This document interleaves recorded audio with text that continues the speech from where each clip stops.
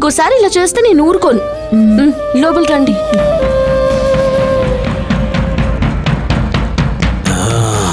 ఈసారి తప్పించుకుంది, కానీ ఇంకోసారి నా చేతిలో అయిపోయింది. పదండి.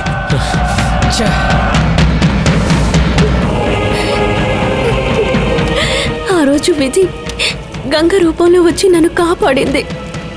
నా ప్రాణం ప్రమాదంలో ఉందని నాకు తెలియలేదు. నేనెవరో తెలియకపోయినా మావయ్య నా సీమంతాన్ని బ్రహ్మాండంగా జరిపించారు.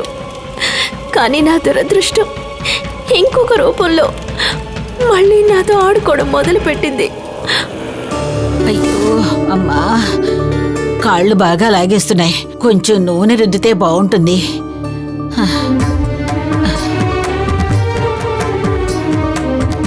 ఏ మాయా, ఇలారా. ఏంటి? కాళ్ళు బాగా నొప్పిగా ఉన్నాయి, కాస్త నూనె రుద్ది వెళ్ళు. మీరెప్పుడు గంగనే కదా నూనె రుద్దమంటారు, ఇప్పుడు నాకెందుకు చెప్తున్నారు?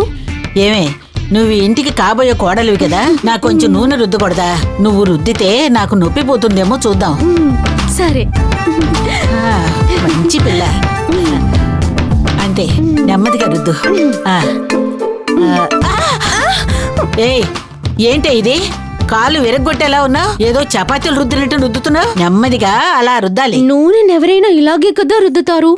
ఏమే, నిన్ను నూనె రుద్దమని అడిగితే నొప్పిని పెంచేసావే. నీకు ఇంత చిన్న పని కూడా చేత కాలేదు. నువ్వు కాపురానికి వచ్చి ఏం వెలగబెడతావో ఏమిటో. అమ్మా,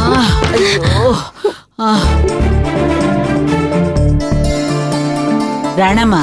అమ్మా, ఇలా రామ్మా. దీన్ని నూనె రుద్దమని చెబితే నొప్పి ఎక్కువ చేసింది. నువ్వు కూర్చుని కాసేపు నూనె రుద్దమ్మా. సరేమ్మా. కింద కూర్చోకూడదు, ఇలా వచ్చి కూర్చో. ఏయ్, జరి కూర్చో. ఆ నూనెకి నీవు